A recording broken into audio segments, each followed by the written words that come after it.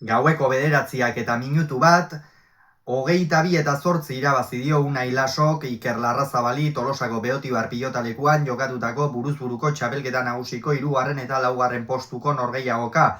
Laso zen favorito, pronostikoak bete ditu, gogora ezagun batetik Bizkarreta Gerendiaingo aurrelariak Atano 3. Iñaki Artolaren aurka galdu zuela joan den astean, Iker Larrazabalek berriz Logroñoko Adarragan galdu zuen Dario Gomezen aurka, eta honen bestez biak finalaren atarian geratu ziren, eta horregatik 3. eta 4. postuko norgehiagoka jokatu dute, eta gainera, espero dezagun eta hala desio dugu, finalean bakarren batek mina hartu edo jokatu ezin balu, Unai Laso sartuko litzake kasu honetan bertan 3. postua berak bere ganatu baitu.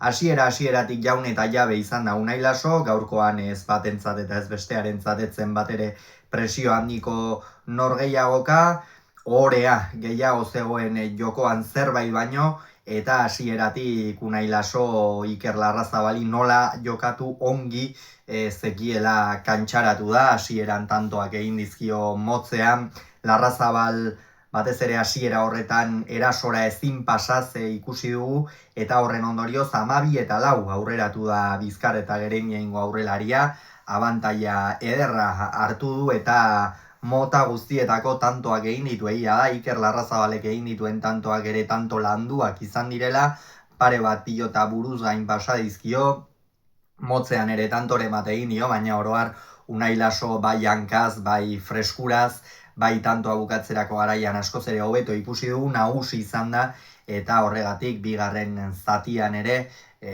hasierako lepotik burua zela joan da norgehiagoka, kasu honetan berriro ere 18 eta 5 aurreratu da Laso, eta hor jada Larrazabala milduta zegoen, gero 3 tanto egin ditu, gainera 18 eta 5 horren aurretik pare bat edo 3 kolpe txarrere hartu ditu, horrek erabat amildu du Amurrioko aurrelaria, eta azkenerako behintzat 8 egitea lortu du, eta 22 eta 8 amaitu da norgehiagoka, esan bezala Unai Lasok bere ganatu du buruz-buruko txapelketa nagusiko 3. postua, eta bideo hasieran aipatu dugun bezala, norbaitek Artolak edo Dariok edo Artolak min hartuko balu, edo ezingo balu jokatu, ez dugu noski halakorik desio, Unai Lasok jokatuko luke Nafarroarenako final hori. Eta bestalde, Iker Larrazabal, biak geratuko dira printzipioz behintzat, jada oporrak hartuko dituzte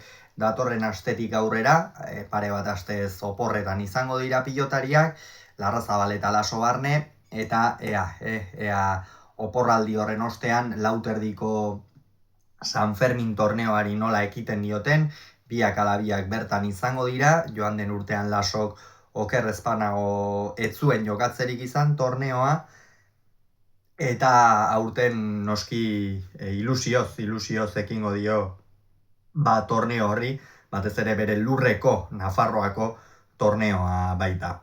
Gogoratu beraz, Lasoko 22, Larrazabalek 8 Tolosan, Unai Laso buruz-buruko txapelketa nagusiko 3. postuan geratu da.